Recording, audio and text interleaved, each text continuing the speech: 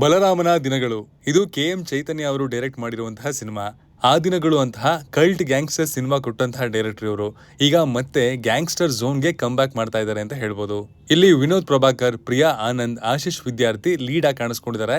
Cinema teaser ನೋಡಿದ ನಮ್ಗೆ ಏನಿಸ್ತು, ಏನೆಲ್ಲ ಇಷ್ಟ ಆಯ್ತು, ಏನೆಲ್ಲ ವರ್ಕೌಟ್ ಆಗ್ಬೋದು ಎಲ್ಲವನ್ನ ಈ ಟೀಸರ್ ರಿವ್ಯೂ ನಲ್ಲಿ ಹೇಳ್ತೀನಿ, ಬನ್ನಿ ನೋಡ್ಕೊಂಬರೋಣ. ಹಾಯ್, ಎಲ್ರಿಗೂ ನಮಸ್ಕಾರ ಅಂಡ್ ವೆಲ್ಕಮ್ ಟು ಖಡಕ್ ಸಿನಿಮಾ. ಸದ್ಯದ ಮಟ್ಟಿಗೆ ನಮ್ KFI ಅಲ್ಲಿ ಗ್ಯಾಂಗ್ಸ್ಟರ್ ಸಿನಿಮಾ ಅಂದ್ರೆ ಒಂದು ಸ್ಟ್ರಾಂಗ್ ಐಡೆಂಟಿಟಿ ಇದೆ. Especially Bengaluru under world back drop ನ ಬೇಸ್ ಮಾಡಿಕೊಂಡು ಬರುವಂತಹ ಕಥೆಗಳಿಗೆ ಒಂದು ಸಪರೇಟ್ ಆಡಿಯನ್ಸ್ ಬೇಸ್ ಕೂಡ ಇದೆ. ಆ ದಿನಗಳು ಇಂದ ಸ್ಟಾರ್ಟ್ ಆಗಿ ಟಗರು, ಗರುಡ ಗಮನ, ವೃಷಭ ವಾಹನ ತರದ ಸಿನಿಮಾಗಳವರೆಗೂ ಈ ಜಾನ್ರೆ ಎವಾಲ್ವ್ ಆಗ್ತಾನೆ ಬಂದಿದೆ. ಈಗ ಅದೇ ಸ್ಪೇಸ್ಗೆ ಬಲರಾಮನ ದಿನಗಳು ಕೂಡ ಎಂಟ್ರಿ ಕೊಡ್ತಾ ಇದೆ. ಟೀಸರ್ ನೋಡಿದ್ಮೇಲೆ ಮೊದಲು ಗೊತ್ತಾಗೋದು ಇದು ಪಕ್ಕಾ ಅಂಡರ್ ವರ್ಲ್ಡ್ ಬ್ಯಾಕ್ ಡ್ರಾಪ್ ಅಲ್ಲಿ ನಡೆಯುವಂತಹ ಕತೆ ಅಂತ. ಒಬ್ಬ ಸಾಧಾರಣ ಹಳ್ಳಿಯ ಹುಡುಗ ಗ್ರಾಜುಯಲಿ ಹೇಗೆ ಬೆಂಗಳೂರಿನ ಡೇಂಜರಸ್ ಗ್ಯಾಂಗ್ಸ್ಟರ್ ಆಗೋದಾ ಅನ್ನೋದೇ ಇಲ್ಲಿನ ಪ್ರಿಮೈಸ್ ಆಗಿರುತ್ತೆ ಅಂತ ಹೇಳ್ಬೋದು. ಇದನ್ನ ಕೇಳಿದ್ರೆ ನೀವು ಇದು ನಮಗೆ ಗೊತ್ತಿರೋ ಪ್ಯಾಟರ್ನೇ ಅಲ್ವಾ ಅಂತ ಅನಿಸ್ಬೋದು. ಆದ್ರೆ ಎಕ್ಸಿಕ್ಯೂಷನ್ ನಲ್ಲಿ ಏನ್ ಫ್ರೆಶ್ನೆಸ್ ಇರುತ್ತೆ ಅನ್ನೋದನ್ನ ನಾವು ಕಾದ್ ನೋಡ್ಬೇಕಿದೆ.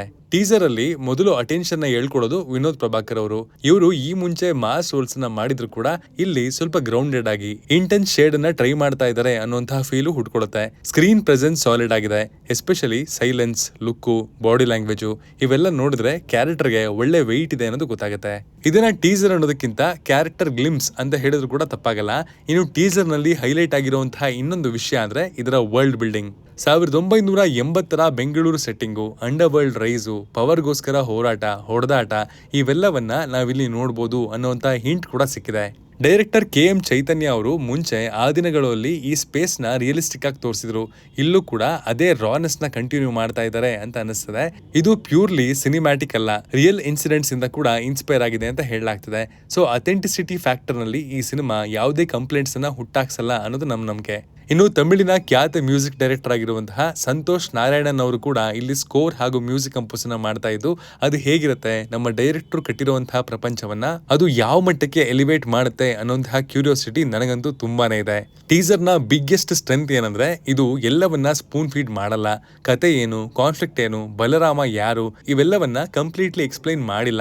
ಒಂದು ಮಿಸ್ಟ್ರಿ ಮೇಂಟೈನ್ ಮಾಡಿದ್ದಾರೆ ಅಂಡ್ ಇದರಿಂದ ಕ್ಯೂರಿಯಾಸಿಟಿ, ಎಕ್ಸೈಟ್ಮೆಂಟ್ ಎರಡು ಸಖತ್ ಹೆಚ್ಚಾಗಿದೆ ಅಂತ ಹೇಳ್ಬೋದು. ಟೀಸರ್ ಚೆನ್ನಾಗಿ ಮೂಡ್ ಬಂದಿದೆ. ಬಟ್ ನನಗೆ ಒಂದು ಕನ್ಸರ್ನ್ ಖಂಡಿತ ಇದೆ.